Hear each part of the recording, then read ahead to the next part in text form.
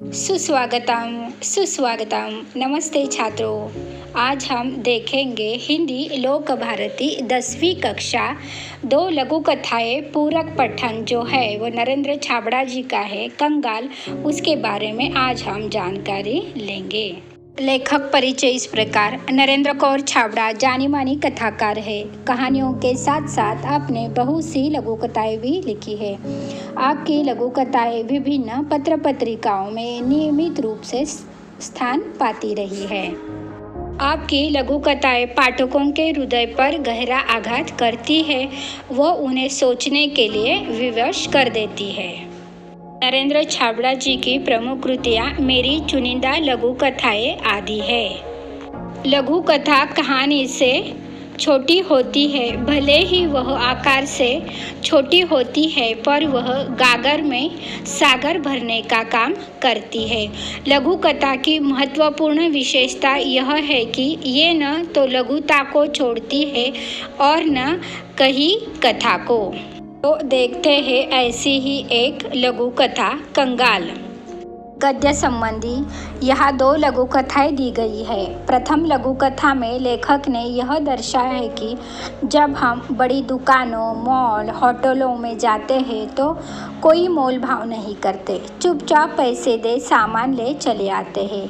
इसके उलट जब हम रेहड़ी वाले, फेरी वालों से सामान खरीदते हैं तो मोल भाव करते हैं। हमें इस सोच से बचना चाहिए। इस लघु कथा के माध्यम से लेखक नरेंद्र छाबड़ा जी हमारी मानसिक प्रवृत्ति के बारे में बताते हैं। जब लोग बड़ी बड़ी दुकानों, मॉल या बड़े बड़े होटलों में जाते हैं तो वहाँ वे सामानों के निश्चित मूल्यों के बारे में कोई मोल भाव नहीं करते, चुपचाप मांगे गए पैसे अदा करके चले आते हैं। पर जब छोटे छोटे दुकानदारों, फेरी वाले के साथ जब ये सामान खरीदते हैं तो सामान खरीदते वक्त उनका व्यवहार बिल्कुल बदल जाता है। लोग उनसे 1-2 रुपए कम करने के बारे में बहस करते हैं। हमारी यही मानसिकता हमें बदलनी चाहिए, ऐसे लेखक हमें कहते हैं। तो देखते हैं ऐसे ही एक लघु कथा कंगाल। इस वर्ष बड़ी भीषण गर्मी पड़ रही थी। दिन तो अंगारे से तप ही रहे थे, रातों में भी लू और उमस से चैन नहीं मिलता था।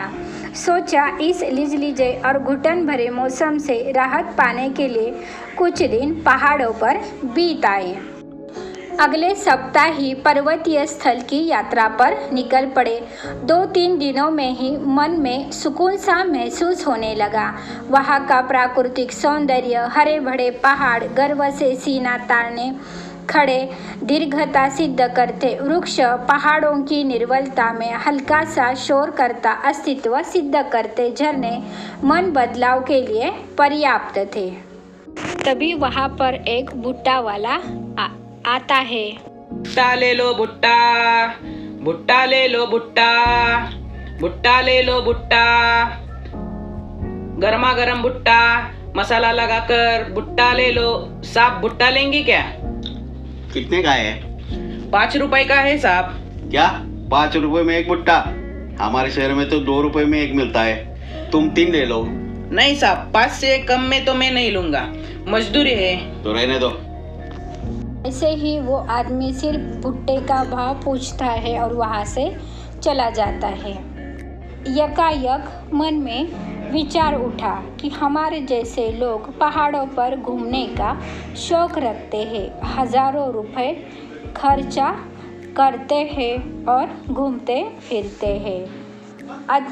अच्छे अच्छे बड़े होटलों में हम रुकते हैं, बड़ा महंगा खाना भी वहाँ पर खाते हैं, बड़े बड़े मॉल में जाते हैं, वहाँ पर बिना दाम पूछे जो मन को भाते हैं वो चीज़ें ले लेते हैं और पैसे दे देते हैं। परंतु गरीब से 2 रुपए के लिए कितना झिकझिक करते हैं, कितने कंगाल हैं हम। ये बातें सोचकर वह आदमी वापस उस भुट्टे वाले के पास आता है। ओ भुट्टे वाले। हाँ साहब जी। ये लो 20 रुपए और 4 भुट्टे दे दो। हाँ देता हूँ। ये लीजिए साहब आपके गर्मा गर्म मसालेदार भुट्टे। उसका मन अब सुकून का अनुभव कर रहा था। तो छात्रों, अगली लघु कथा सही उत्तर देखने के लिए अगला वीडियो ज़रूर देखें। धन्यवाद।